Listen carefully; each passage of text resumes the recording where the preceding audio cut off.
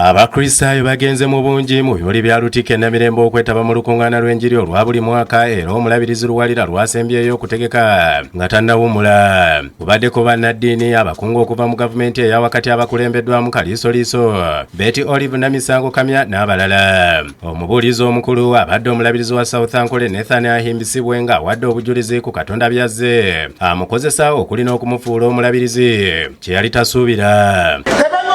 Bible egamba be faithful nti tubeere beesigwa unto death, era mpaka mu kufa. I'll give you a crown of life. Oyagala Mukama akuwe enguli ey'obuwanguzi, Be faithful. beera mwesigwa. Ahimbisibwe akubye abakulisitaayo akaama bulijjo Katonda baakoledde ebyamagero okugabanako ne bannaabwe era wano agabidde abantu ku kavu gweyafunye okuva mu mwaanyi z'alima ekicamudde abakulisitaayo.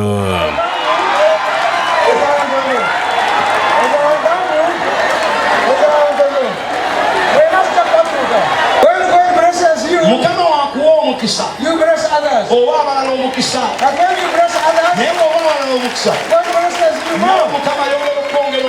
Asabye abantu bulijjo okweyambisa ebiseera Katonda by'abeera abawadde okoleramu ebigasa kubanga ebiseera ebimu ebigenda tebidda.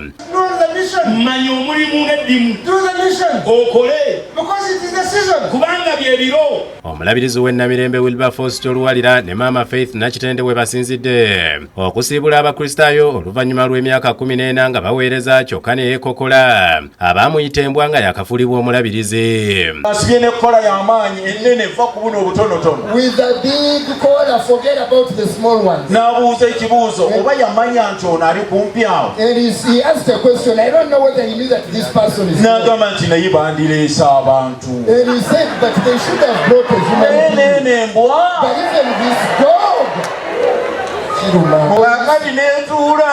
Now I sat down. N'ekuuma. And I said there. Eba eryawo olunaku lumu. One day that Omuntu yennyini. the same person came to me ng'alina obwetaavu. with a need. N'aganyiza okufunayo akabaluwa. And he said, can I get a letter? Olw'ensonga gundi ne gundi. Because of such and such a reason. Yajja ku ssaawa 4. At around 10. Wambwa ku ssaawa 5 n'amuwa ebbaluwa n'ewunya n'okwewuunya. Agambye nti Katonda y'ayinza buli kimu nga kasita akulonda akuwa buli kyetaagisa okutuukiriza obuweereza era ayogedde ku lugendo lw'atambudde ng'omulabirizi nga mulimu ebituukiddwako bingi ne bimusoomoozezza. Si lw'amaanyi, si lwa buyinza bwaffe, si lwa kutegeera kwaffe, si lwa kubanga tuli ba kitalo, naye olw'omwoyo gwa Katonda. Eyali omukuŋŋaanya w'olupapula lwa Bukedde Geoffrey Kulubya abuulidde abakulisitaayo ku byenfuna ng'essira alitadde ku ngeri y'okuteekerateekeramu okuwummula. Noonyayo ekintu ekyandikuwadde ssente buli lunaku ne bwe ziba ntono, oba osika capati oba olina bodaboda kubanga buli lunaku weetaaga ssente. Ekyokubiri, wandifunyeyo ssente ku mwezi, n'ekyokusatu wandifunyeyo ssente buli myezi emeka?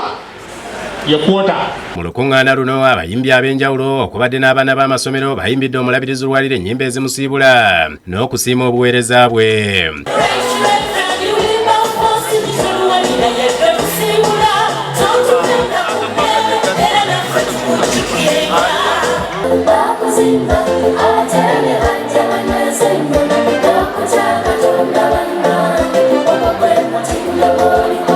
Wabaddewo n'olusiisira lw'ebyobulamu mwe bakeberedde abantu endwadde ng'akafuba, akawuka ka mukenenya n'endala era lujjumbiddwa. Okusinziira kwakulira ekitongole ky'ebyenjiri e Namirembe abateesiteesi b'olukuŋŋaana luno, Reverend Samuel Mwonge asiimye abantu olw'okujjumbira n'ategeeza nti lubadde lwa njawulo olw'okusiibula omulabirizi. Neebaza nti anzikiririzaamu ng'omukulembeze w'ekitongole ekibuuzi ky'enjiri okukola ekisinga obulungi era ekiweesa Katonda ekitiibwa. Nze Ismail Nsubuga ku lwa Bukedde TV.